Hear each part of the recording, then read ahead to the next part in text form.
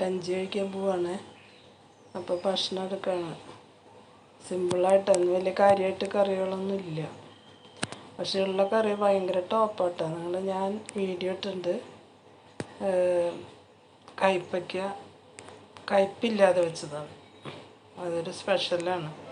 അത് മാത്രം മതി നമുക്ക് ചോറിനാൻ. പക്ഷെ എനിക്കിപ്പോൾ വയസ്സായ കാരണം അത്ര ഉണ്ണാൻ പറ്റാത്തത് കൊണ്ടാണ്.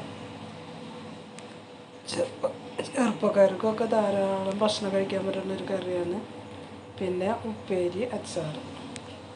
അപ്പോൾ ഞങ്ങളുടെ വയസ്സായവരുടെ സിമ്പിളായിട്ടുള്ള ഡയറ്റാണ്.